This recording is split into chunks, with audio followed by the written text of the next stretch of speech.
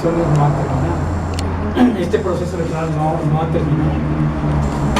Y me parece que es importante porque lo que nos ha ocurrido siempre es que hacemos una campaña y creemos que concluyéndose formalmente se acabó y a otra cosa, como si fueran cosas separadas, dijéramos, no, ahora vienen las elecciones internas en el PRD y vamos a clavarnos en la cosa interna. Yo creo que no sería bueno así. La resistencia política electoral continúa. Y a mí se me parece así, no sé cómo lo ven, yo lo vería como adecuado, hacer un balance, escribir un balance de este proceso. Hacer lo mismo que se hizo durante la campaña, convocar a asambleas populares en las que se presente el balance y se trate de organizar una reflexión popular sobre eso. Perifonear, yo hice ese concepto que usan aquí, ¿no? Que son palabras que están inventadas, ¿no? Perifonear, ¿no? Que perifoneen sobre esas asambleas, así, dando algunos tips sobre el balance, dijeron,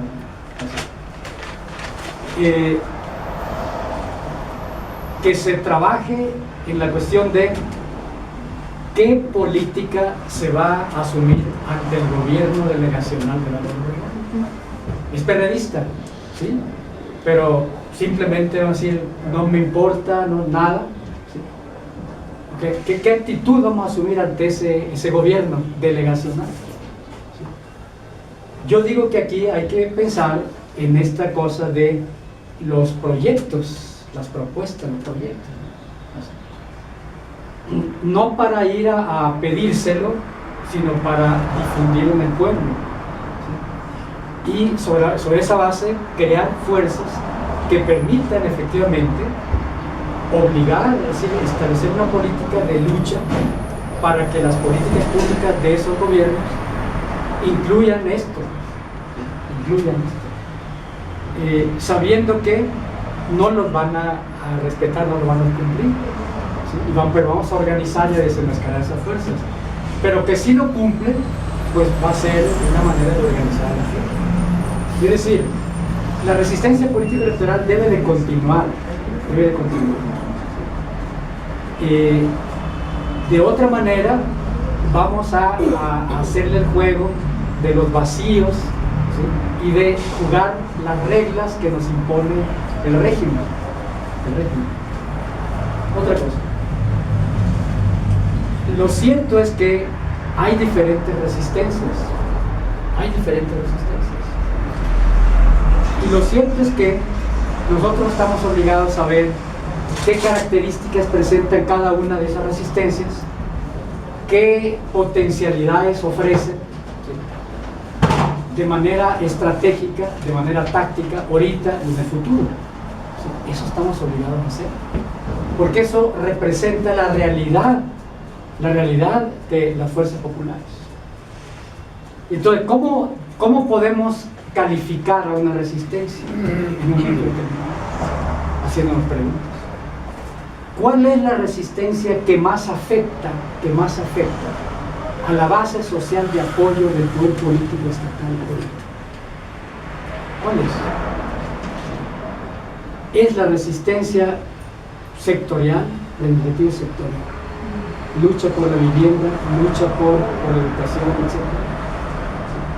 Es la resistencia contra los proyectos de muerte, contra el proyecto de minería, etc. O es la resistencia tipo Ayotzinapa. ¿Cuál es la que más se está afectando? Y aquí aclaro que eso lo tiene bien claro el régimen. Eso lo tiene bien claro cuál es el significado histórico de la resistencia simbolizada por Ayotzinapa. No limitada a la normal, no limitada a los chavos que dirigen. No. Es una cuestión simbólica, representativa. El término Ayotzinapa va más allá de esa cuestión. ¿Qué es lo que más afecta? Entonces, eso lo tiene bien claro el régimen y hay una guerra contra Ayotzinapa que ni nos imaginamos. que ni nos imaginamos, y que ha traído el lento declive de esa resistencia, el lento declive, con el riesgo de que se diluya, claro que sí. ¿Cuáles son las acciones de esa guerra? Indudablemente que la cuestión de votar o no votar. ¿Sí? Esa pregunta, ¿sí? Por eso nosotros hablamos, ¿no? Votar o no votar, he ahí el no dilema, decíamos, ¿no? He ahí el no dilema. Quien se meta a eso, trae consigo indudablemente la pelea entre el pueblo, entre sectores del pueblo. ¿Sí? Y trae consigo sobre todo el desarrollar esa cultura normalista, ¿sí? Del no voto, etcétera, etcétera, ¿no? Meternos a eso, cuando debió no descansarse en la cuestión de abajo Peña Nieto, vivo, etcétera, etcétera, y tratar de traer a la fuerza internacional, ¿sí? Desarrollar todo eso, dijeron, incorporando un brigadeo multitudinario por todo el país, etcétera, convocar a grandes asambleas, congresos, crear los tribunales populares, llamar a las figuras internacionales, a Chomsky, a todos ellos, dijéramos, para que vengan y construyan una instancia de tribunal que condene. Todo eso es lo que debió de haberse hecho, y no meter a la gente en eso de votar o no votar, dijéramos. ¿Quiénes son los que están combatiendo a los bien? Naturalmente, pues estos que han planteado el Congreso Constituyente, la nueva Constitución, etc. Y en eso nuestros compañeros están metidos ahí, ¿sí? Haciéndole el juego, ¿sí? a esa política de poder, a esa política priista, de distraer fuerzas en torno a esa cuestión de abajo Peña Nieto. Y miren, tan falso es ese planteamiento, ¿sí? Que no hay referente histórico que le dé justificación a esos cosas. Ni a Marcos Tello, ni al obispo Vera, ni a Solalinde, con todo el respeto que se merecen.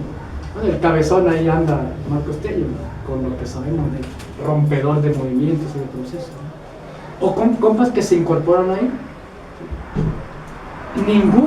Ningún proceso constituyente ha triunfado si no es sobre la base de una revolución en curso, si no es sobre la base de previamente tener construido el instrumento que garantice que el Congreso Constituyente no lo agandalle la burguesía, no lo agandalle. Y aquí esos compas están poniendo la carreta por delante de los caballos. Así. Primero el Congreso Constituyente, ya han metido, seguro que hay quienes están redactando los artículos de la Constitución, sin construir la fuerza capaz de sostener a ese Congreso Constituyente. ¿Sí? El Congreso Constituyente se construye sobre la base de una derrota extrainstitucional. Eso es lo que hay que construir. Eso es lo que hay que construir. ¿Sí? Y en eso deben de confluir todas las fuerzas. Segunda cuestión. ¿Cuál es la resistencia que más organiza? Que más organiza, que concita la unión, la unidad. Esa es la resistencia de Ayotzinapa. Esa fue la que hasta Andrés Manuel tuvo que meterse. Y poco le faltó a Andrés Manuel para ir a Ayotzinapa. Nunca se atreve a dar esos pasos, pero él se pronunció por eso. Y tiros y troyanos, ¿sí? Se pronunciaron sobre la cuestión de Ayotzinapa y concurrieron a las convocatorias de movilización. Ha ido declinando, sí es cierto. ¿Cuál es la resistencia que más nuclea? Que más nuclea así, dijéramos, realmente, a millones. 3 millones es una fuerza importante. Pero lo que está nucleado en torno a eso de Ayotzinapa, son más de 3 millones, indudablemente. Los que se mueven a nivel de todo el país. ¿Sí? En el norte, por ejemplo, en mi tierra, en Sinaloa, donde la conciencia es una conciencia burguesa norteamericana, así, por primera vez en muchos años, después de que la derrota del MEC, de nuestro movimiento allá, estudiantes de la Universidad de la UAS salieron en marcha, dijeron, por el occidente. Ninguna otra convocatoria los había sacado. Así, y en Sonora, y en Baja California, y en Yucatán, etc. ¿Cuál es la resistencia que más articula? ¿Cuál es la resistencia que más dinamiza, que más combate plantea, que más directamente plantea abajo Peña Nieto? No es la política electoral, no es la resistencia que no es esa la resistencia. Yo digo que eso es a lo que yo le apuesto. Eso es lo que yo le apuesto. No quiere decir que sea la mera neta ni nada de eso, pero uno tiene que apostarle, tiene que tener un proyecto como ese. Y esa es la alternativa. Y ese es el planteamiento estratégico. Yo digo, las fuerzas político-electorales no alcanzan para deponer al régimen priista, menos para quitar, o incluso ni siquiera para quitar a Peña Nieto. No alcanzan. Tienen que construirse. Y se necesita, para conseguir una victoria popular, tener un triunfo popular. La diferencia entre triunfo y victoria. Y el triunfo, lo repito, ¿sí?, va no por el lado de bajar al régimen priista, no, va por el lado de cambiar la correlación de fuerzas, todo lo que apuntemos, por ese lado va, y a ese lado es a lo que hay que contribuir. Y entonces, ¿cómo conducir el trabajo de Moreno? ¿Cómo conducir el trabajo político electoral dentro de esta situación real, de contradicciones reales, de estados de ánimo del pueblo reales, no lo que quisiéramos, del tipo de instrumento político electoral real que tenemos? ¿Cómo construirlo? ¿Cómo dar ahí la pelea? Yo digo, lo primero es que nosotros hagamos público, que participemos en la lucha por la opinión pública en torno a nuestra visión estratégica. Eso es lo primero. Si ponemos por delante que Andrés Manuel, que yo era candidato y no me dejaron, eso sí hay que tenerlo, pero hay que publicarlo. Lo primero es lo primero. ¿Qué estrategia visualizamos? ¿Sí? Bajo la idea de que nuestro objetivo no es otro más que deponer, quitar a la condición política estatal de México, que es el PRIismo, explicar lo que es el PRIismo, etc. Segundo, yo digo, eslabonar una serie de plataformas de lucha que desde el trabajo electoral se planteen. Nosotros planteamos 4 ejes fundamentales de esa plataforma. El problema de la llamada justicia social, la desigualdad, el reparto de la riqueza. Es decir, hacer público, pero con detalle, esas grandes riquezas que se han creado.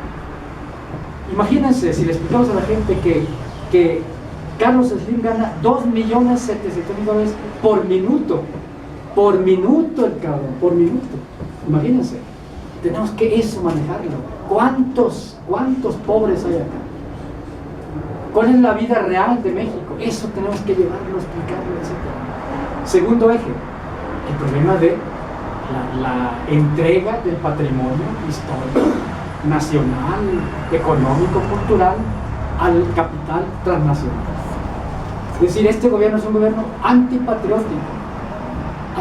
Explicar con detalles cómo están entregados, todo lo que significan las reformas estructurales famosas, todo lo que hace Peña Nieto, Tercer eje, la cuestión de la política represiva. Este es un gobierno delincuente, este es un estado delincuente de lesa humanidad.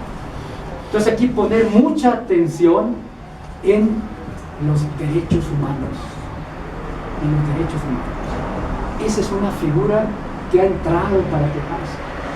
Tenemos que entender qué son los mal llamados derechos humanos, porque no son derechos. son norma popular, que el Estado, como todo, lo chupa, lo absorbe y lo convierte en derecho, pero no son derechos. Es decir, tenemos que abrir una reflexión, un estudio sobre qué son los llamados, mal llamados derechos y ponerlos en delante. Es decir, poner por delante lo que se llama la delincuencia gubernativa. Es decir, los delitos políticos del Estado. Explicar el terrorismo de Estado, la desaparición forzada. Todo esto de los delitos de conflicto de interés. Todo eso que Carmen Aristegui hizo, que Proceso hace, nos están dando un material, pero hermoso. Tenemos que llevarlo, tenemos que desmenuzarlo, explicarlo, ¿no? Lo de las casas blancas y todo eso, ¿no? Así. Pero sobre todo los delitos. Miren, a partir del 2008 el número de defunciones por homicidio se triplicó de 8.000 a más de 27.000, 3 veces. Es decir, homicidios o defunciones por homicidio, de 10.000 a cerca de 30.000 entre 2007 y 2011. Y hay figuras nuevas. Por ejemplo, acaba de salir un estudio sobre esta figura nueva: años de vida potencialmente perdidos. Años de vida potencialmente perdidos. Es decir, se señala que la esperanza de vida del mexicano ahora es de 76 años. 76 años. Si alguien muere a los 30 años, quiere decir que 46 años los perdió. Años de vida potencialmente perdidos. Años de vida potencialmente perdidos. Y de 2007 a 2012, porque la mayoría de los muertos han sido jóvenes, que van de los 17 a los cerca de 40 años. En México, los años de vida potencialmente perdidos son 4.979.565.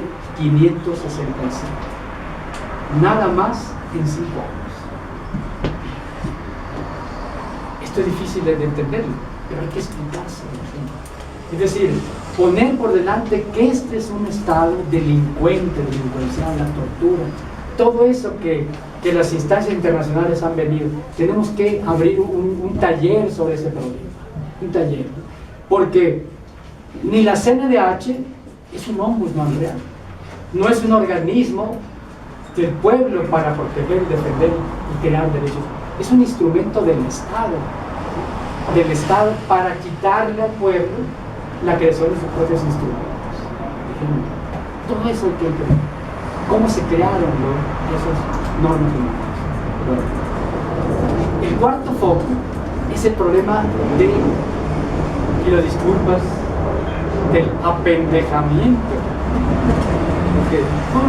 Ese concepto, esa categoría antropológica, filosófica, me parece muy precisa. La camarada me critica siempre, ¿no? Que lo usa. El apendejamiento de la educación, el apendejamiento de la cultura ilícita. Eso tenemos que ponerlo desnudo. Es decir, cómo está creándose por todos los medios, y aquí los medios de comunicación, la televisión, etc. Tenemos que explicarle cómo.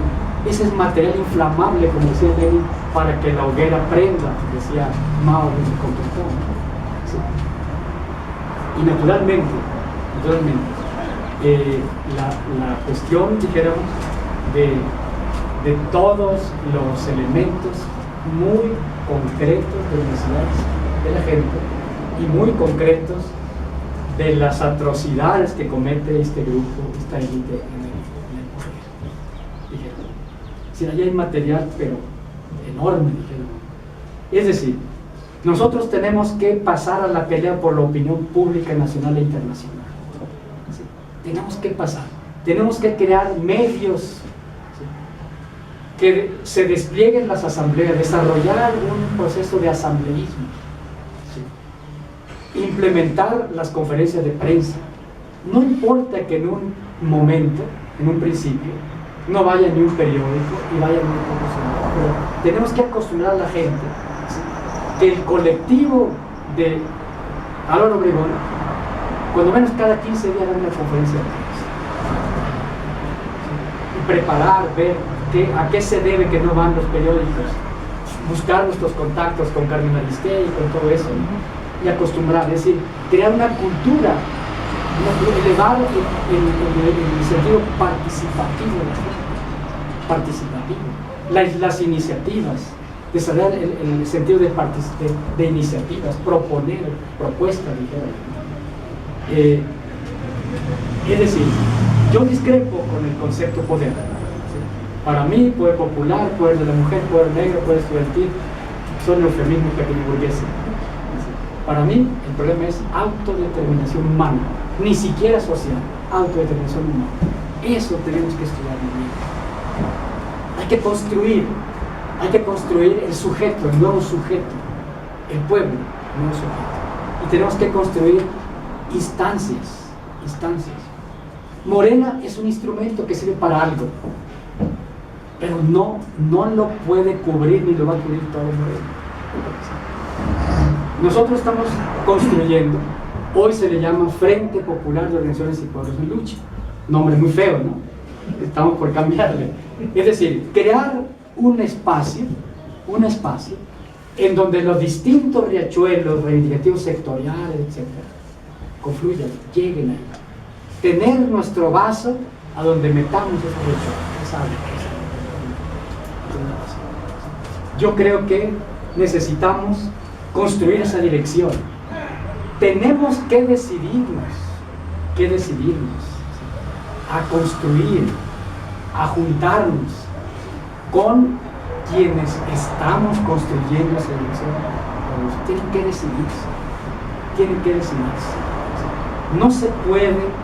No se puede estar permanentemente, ¿sí?, en un espacio que estamos viendo que no cubre eso. No lo descartamos, le hemos asignado su lugar histórico, dijéramos, pero el problema sigue planteado. Si no nos decidimos a entrar, a juntarnos, yo digo a reclutarnos también, ¿sí? Eso suena militar, así, pero bueno, respeto la opinión de mi camarada. Pero si no le entramos a eso, ¿sí?, no nos quejemos de que nos siga pasando lo que nos ha pasado siempre, porque esa es la clave fundamental, la dirección, por el tiempo, la dirección revolucionaria. Eso, tiene que decidirse eso. Y si se tiene otra opción, adelante. Yo le entro a la opción que tengo, le entramos nosotros a esa opción, ¿sí? Rumbo presente una opción. ¿Tienen otra? Vamos examinando. Pero si no la tienen, vamos examinando bien la propuesta rumbo proletario. Parece muy forzado. Es forzado, sí es forzado. Los tiempos son para esforzarnos y actuar con determinación en las cosas. No hay tiempo que perder. Es decir, tenemos que calificar más este proceso. De cuantitativo a darle más carácter cualitativo. Y tenemos que cumplir con los compromisos. Nosotros le tomamos la palabra a Enrique, un periódico, dijo Enrique.